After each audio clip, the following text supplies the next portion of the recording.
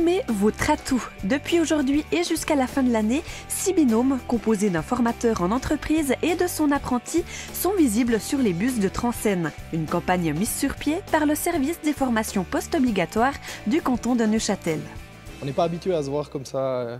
La photo est très belle, très bien prise, mais c'est vrai qu'on n'est pas habitué. Ouais, on se sent quand même un petit peu gêné parce qu'on se dit que beaucoup de monde va nous regarder. Je suis content de ce résultat-là. Je pensais que ça allait être pire, mais je suis content de voir ma tête. Et maintenant, il faut attendre 3 mois. Mes parents, ils ont trouvé ça assez cool comme initiative, quoi. Et puis mes amis, ils ont trouvé ça marrant, quoi, pas certains.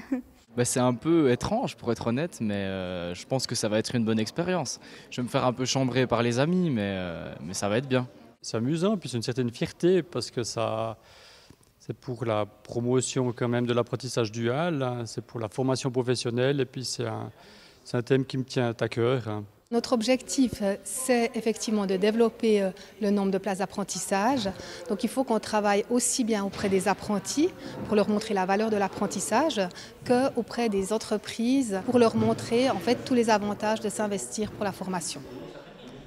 J'ai choisi d'accepter parce que je trouvais l'idée très originale et puis pourquoi pas le profiter de le faire maintenant. La chance qu'on a avec Solène, c'est de montrer que le métier de micromécanicien ou micromécanicienne est ouvert aussi aux femmes. On essaie justement de casser les représentations et de montrer qu'on peut faire de la technique ou du bâtiment quand on est une fille, on peut totalement s'inscrire dans un métier plus social quand on est un garçon.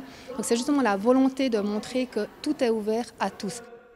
Je pense qu'ils m'ont choisi pour ça avant tout, parce que je suis un garçon et que dans ma formation, on est majoritairement des femmes. Mais pour autant, je pense qu'il faut absolument qu'il y ait un peu plus d'hommes dans ce métier, parce qu'on le voit dans les services. C'est vraiment, franchement, je ne sais pas les statistiques, mais on doit être au moins 80% de femmes facilement. Hein. Je veux dire, en tant qu'homme, ça fait un petit peu bizarre au début et après, on s'y habitue.